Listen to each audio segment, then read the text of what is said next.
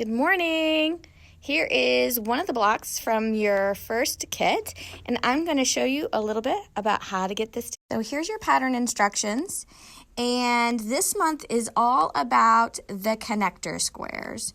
So you can see very clearly here, there's these little, sometimes they're colored and sometimes they're the cream background, but almost every little piece is going to have connector squares, and it's really important that you position them correctly. So you can see these are two different blocks here that have the connector squares positioned differently on each corner. So I'm going to give you all my tips and tricks for connector square. First tip for a successful connector square is to have an accurate cut square.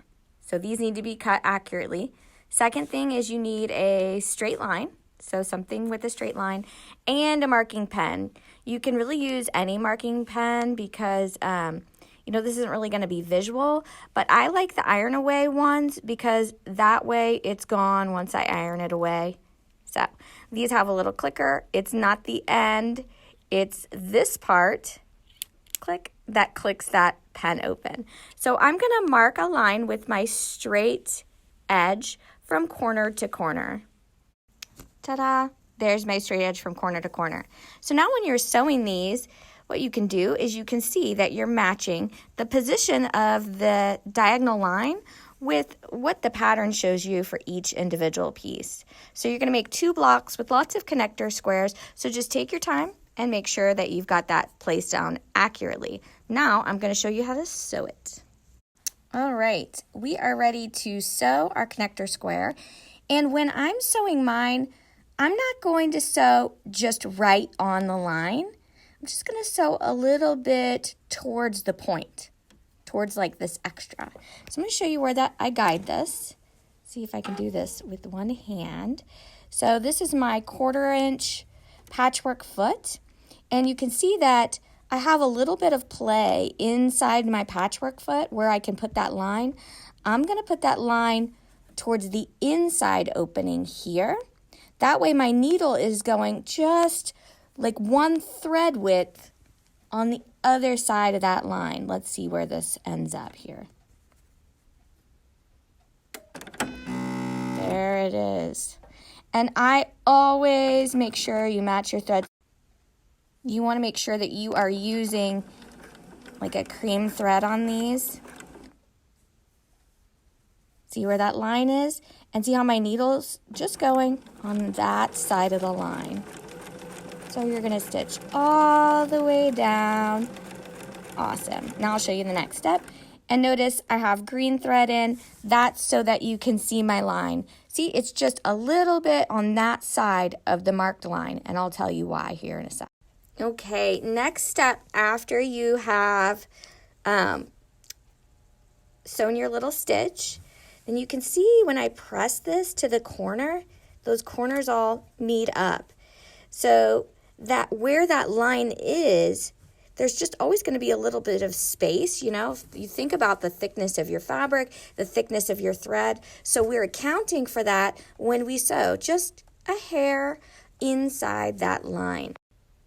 Now I'm going to iron this away so you can see that magic.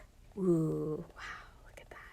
So none of that line is going to show up in my finished project.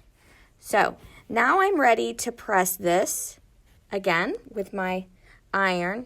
I have to do this like one-handed. So pause. Another pro tip is I like to use starch. So this is like a new one I like.